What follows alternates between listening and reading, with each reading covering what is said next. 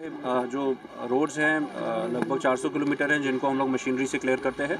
तो हमारे priority 1 roads पूरी तरह क्लियर है। Roads connecting hospitals, public institutions, main जो कॉलोनी के रोड्स हैं वो क्लियर किए गए हैं पहली प्रायोरिटी में। और उसके बाद अब हमारे सेकेंडरी रोड्स और इनर लिंक्स जो हैं उन पर काम चल रहा है। हमारे पास हर एक वार्ड में मशीनरी अवेलेबल है, हर एक वार्ड पे जो मशीनरी है वो काम कर रही है। हमारे रोड्स के अलावा MED जो हैं वो मेजर रोड्स और RNB कुछ रोड्स को क्लियर करते हैं, वो भी अपना काम कर रहे हैं। जो इनर लिंक्स है जिनको मैनुअली क्लियर किया जाता है उसमें हमारी जो मैन पावर है वो डिप्लॉयड है।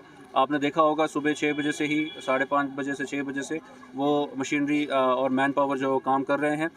ख़ास तौर पे फुटपाथ्स और इनर लिंक्स जहाँ पे मशीन नहीं पहुँच सकती वहाँ पे हमारे जो ये मेहनती मैन पावर है वो काम कर रही है।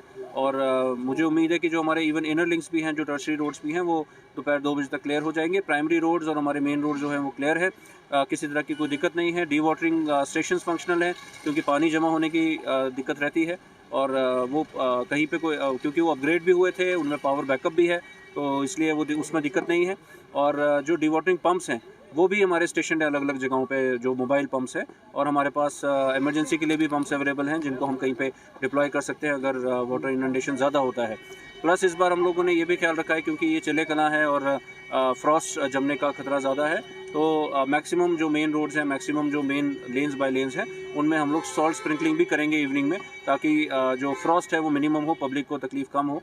इस चीज़ को इंश्योर किया जाएगा। एक तो हमने कल भी बहुत सारी जगहों पे हमारी मशीनरी गई थी रात में। हम लोग मेन कॉलोनी को अर्ली मॉर्निंग और रात में क्लियर कर रहे थे।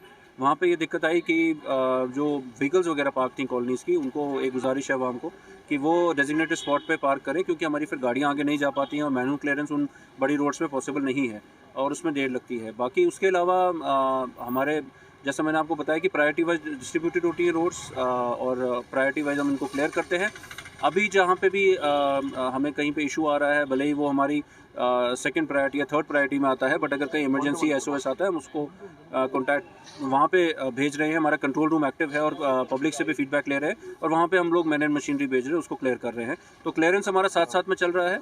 और कहीं पे अगर कोई ग्रीवेंस भी आती है, कहीं पे कोई डिले है, तो वहाँ पे भी हम कंट्रोल रूम हमारा एक्टिव है, उस पर हम रिस्पॉन्ड कर रहे हैं। कल मैं भी शाम को, जैसा आप जानते हैं, बाहर ही थे हम लोग और देख रहे थे कि हमारा जो लाल चौक है, रेजिडेंसी रोड, रिवर फ्रंट है और भी बड़े सारे ऐसे एरियाज़ हैं जिनको भी रिसेंटली अपग्रेड किया गया। इनमें बहुत सारा टूरिस्ट का आना रहा और बहुत सारे लोकल्स भी बाहर थे, लेट नाइट तक बाहर थे।